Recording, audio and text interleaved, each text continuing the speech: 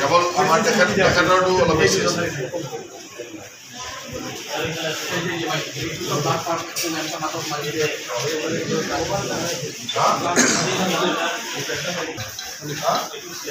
আপনাৰ ছেলে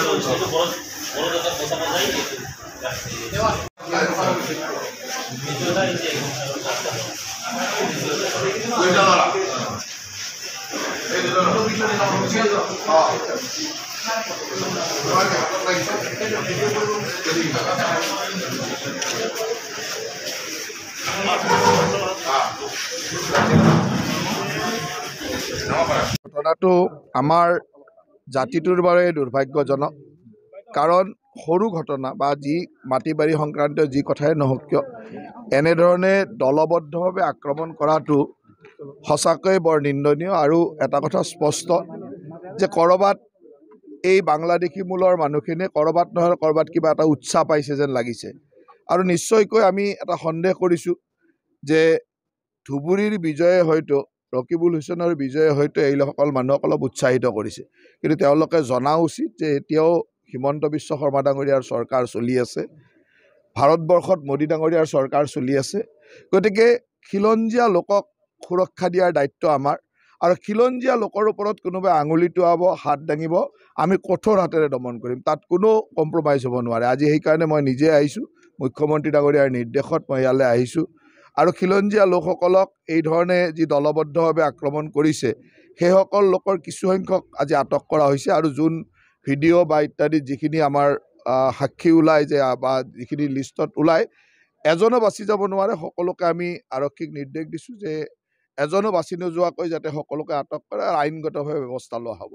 আৰু এটা কথা নিশ্চিত যে আমাৰ খিলঞ্জীয়া মানুহে চিন্তা কৰিব নালাগে। আমাৰ ইয়াত যিখিনি কোচ ৰাজবংশী মানুহ আছে বা ইয়াত বিভিন্ন জনগোষ্ঠীয় মানুহ আছে সেইসকলে চিন্তা কৰিব নালাগে।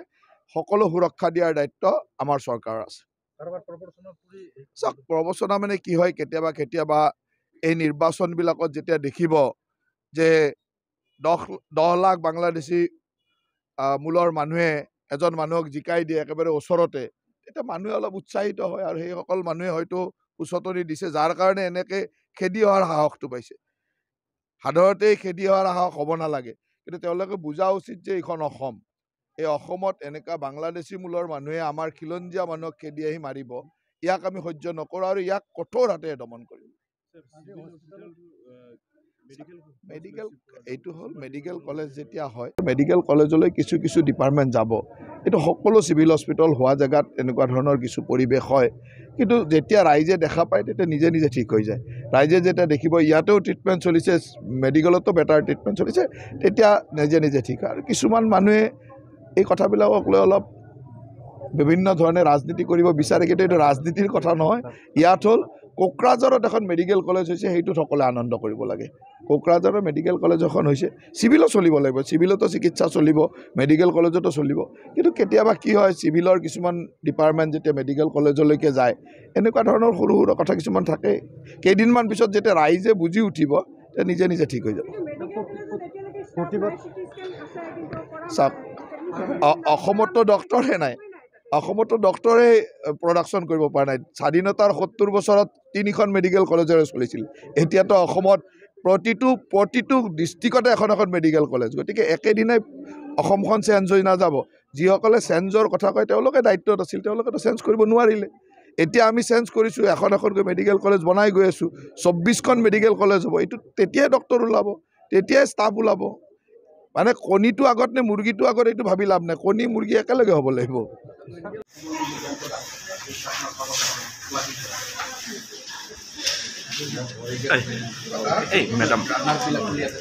মেডাম আপুনি অলপ আগত আহক, কিবা সুধিব পাৰে।